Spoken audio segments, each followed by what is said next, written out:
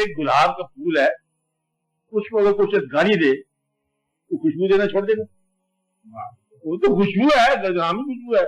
اگر تم خوشبو ہو تو دشمن کو یہ خوشبو روک لو.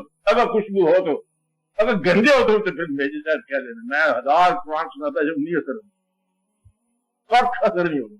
کیا ہوگا؟ کوئی اثر نہیں ہوگا.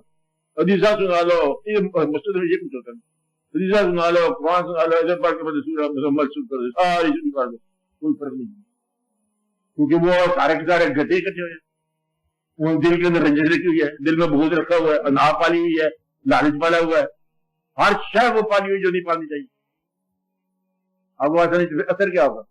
اثر کچھ آدمی کا ہے جو قرآن کے نماطات آنا چاہے، جو محبت کے مداد آنا چاہے. باقی آپ کا میرا تعلق ہے، میرے کس کا اور میں تمہارے کس کا تعلق تو اس طرح ہے نا. مطلب ایک بات کا تعلق ہے. کس کا ہے؟ ایک بات کا تعلق ہے کہ جو بات میرے پاس گانا گاتے ہو آپ یہ تعلق ہے. یہ تعلق ہے کہ میں پریفرنس بتا رہا ہوں. میری پریفرنس یہ ہے کہ اگر سارے تو کافر ہو جائیں، خدا ثابت ہو جائے خدا نہیں جائے، میں پھر بھی مان ابھی بات نہیں. مطلب یہ ہے کہ میرا عقیدہ میں بتایا کہ ایسا عقیدہ ہے جس کے اندر کسی کمی کا ہے تو، اور یہ عقیدہ ہے کیا، یہ پھر نہیں پتا کیا ہے، عقیدے کی تفصیلات کیا ہے نا. اللہ کا مانتے چلے جائیں گے، یہ میرا عقیدہ ہے، اس میں شک و شبہ نہیں ہے.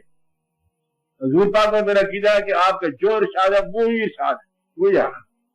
کائنات کے سارے دانا اکٹھے ہو جائے نا تب بھی کھا کے پانی ہے، یہ میرا عقیدہ ہے.